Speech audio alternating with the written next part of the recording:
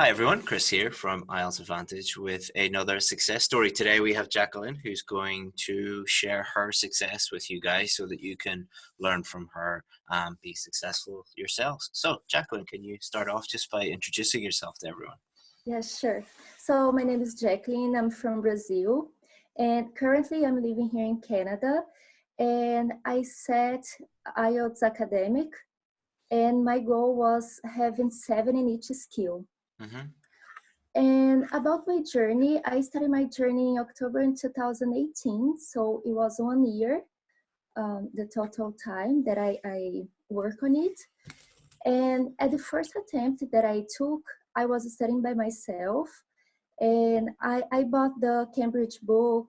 I did the practice tests to see how was the style of the exam. And in this first attempt, I got 8 and 8.5 in reading and listening, and 7 in speaking, and 6 in writing.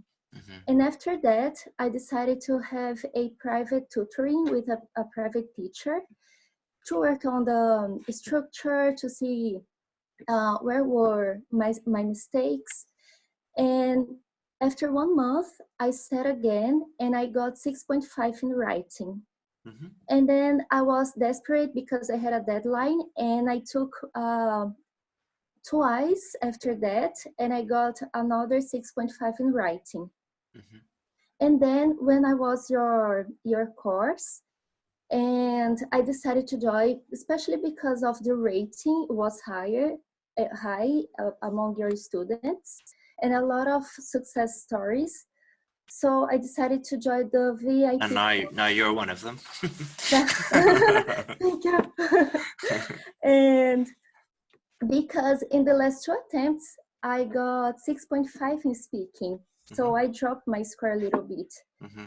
And I was, again, desperate and frustrated, but I decided to start again.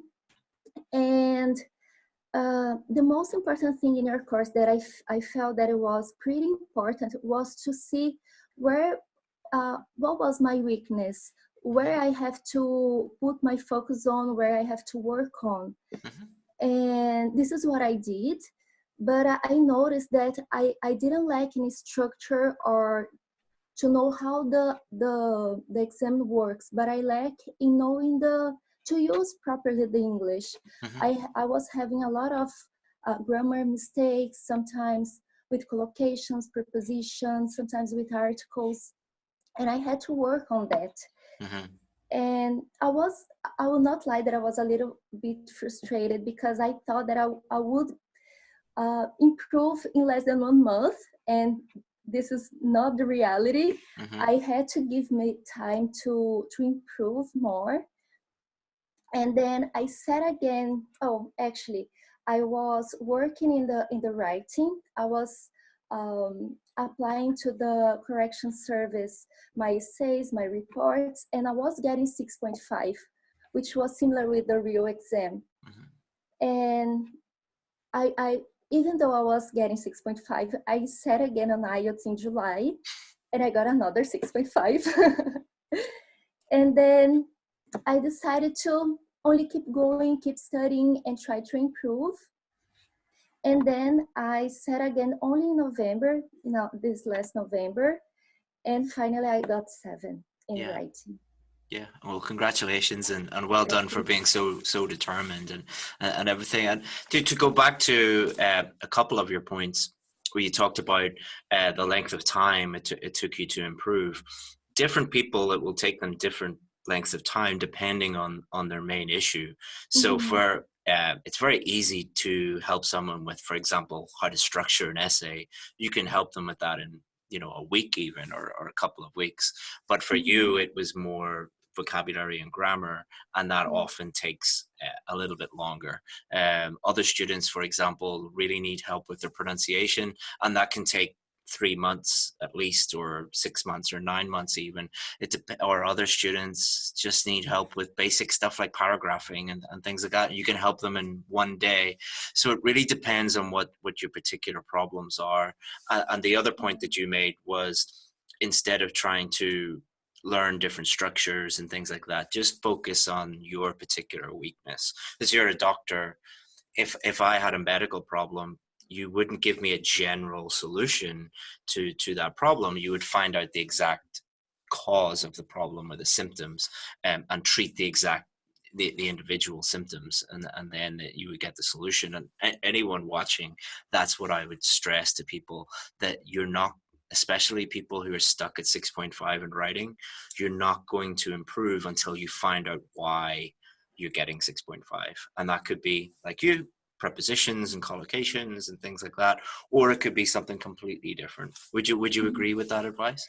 Yes, definitely. I completely agree, especially because after I got the 7, I start to look back on my essays and I got spot the mistakes. It was pretty clear right now that I wasn't 7, I wasn't the level of 7, and I had to improve it. And there's no trick, there's no magic on that. It's only you get better with time. And you talked about frustration, and you are a very typical student in terms of very good reading and listening, pretty good speaking, but you keep getting 6.5 in writing, and that can be incredibly frustrating, because you're like, my English is fine, I can communicate, it's no problem. I don't know why I have to keep doing this silly test. And it's frustrating for you as well, because your issue wasn't that your English was bad, it was that you had lots of little things like collocations and prepositions and articles and things like that that all added up to you getting a 6.5. And that can be really frustrating, because you're so close to being pretty much fluent in English and have no problem, but you have to fix all of these little things, and that can be very frustrating. Did it feel that way for you? Yeah, yes. And also before, in the beginning, I thought that 0.5 was too little, was too small, but it's not. It's a big difference. I think the number one reason we see people getting 6.5, this isn't for everybody, but the most common reason is lots of small grammar mistakes, and then that drags down the rest of their essay, especially coherence and cohesion, because it's not as clear as it could be. So an extreme example would be somebody who keeps getting all of their articles wrong and everything else is fine, but because articles are in every sentence, they keep getting a 6 for grammar, or maybe prepositions, for example. So well done for keeping going. What would you what advice would you give to maybe other doctors or nurses or any profession really, where you have a deadline, and you are frustrated and you want to give up? What would you recommend doing? Yes, first of all, I would say that we have to have patience. It's not because you're not there that it's not that you're not good or not capable. It means that you have to improve. You have something to work on, and there is no other way than keep reading, keep studying, keep practicing. That eventually you get there. And another thing is, don't compare with anyone, because although there's some stories that people get in 2 weeks, 3 weeks, but if you have problem like me, I had problem with the English, with the use of the language, you need a little bit more time to improve and to use more naturally. And another thing is, which was essential, is find someone that's reliable to give you a feedback, so you can see, to be clear, where are your mistakes, where your weaknesses, and then you can move forward. Yeah. And it would be like, if I was sick or my little boy was sick, I would take him to a doctor. I wouldn't try and Google his symptoms and try and fix him myself, because I don't know anything about medicine. And I think that's frustrating advice for some people, because they're like, oh, well, I don't have the money to spend on a teacher or something like that. But it's a fraction of the cost of failing the test multiple times, or it's a fraction of the cost of you're a medical professional. How much more are you going to earn in Canada versus if you stayed in your original country? And I think that's the other advice that I would give people if they're feeling frustrated, is not to focus on the frustrating grammar or vocabulary today, try and think of what the rest of your life will be like once you get that score. So what difference are you going to make in the world? How much personal growth will you have? How much better will your life be? Will your patients' lives be? Your family's life be? And try to think a bit bigger. You probably will be a doctor for another 50 years in Canada or wherever you decide to practice medicine. So that small amount of time that you spent frustrated will lead to, it's irrelevant. In the grand scheme of things, it doesn't feel like that at the time, and I go through this myself when I'm struggling to improve things in different areas of my life, and you always try and think of zoom out and try and think of the bigger picture.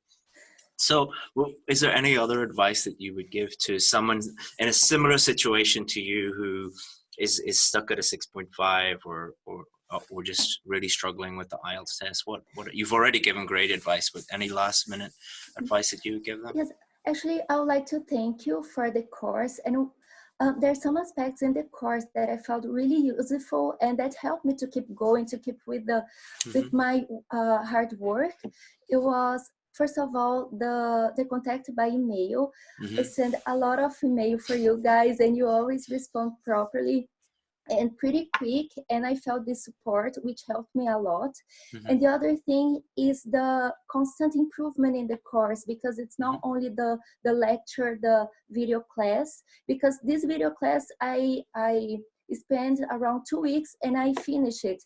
And I need something to keep like in contact with the course that is a continuum. And you offer this, especially in the contact in the Facebook sessions and in the Zoom sessions. It's pretty amazing. Yeah, we just try and make it better every day.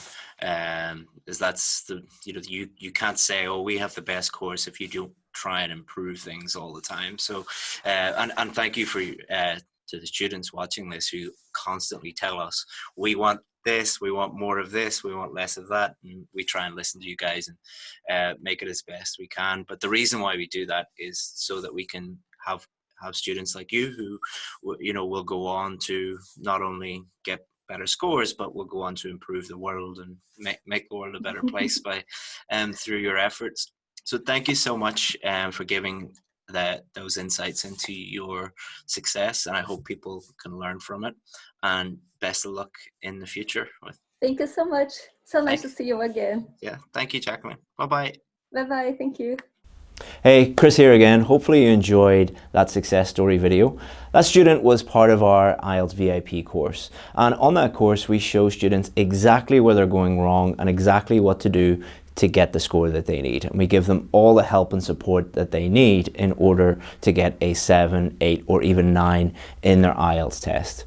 Now, we only work with a really small number of students. Because of the level of help and feedback and support that we give students, we can only work with a very small number of them.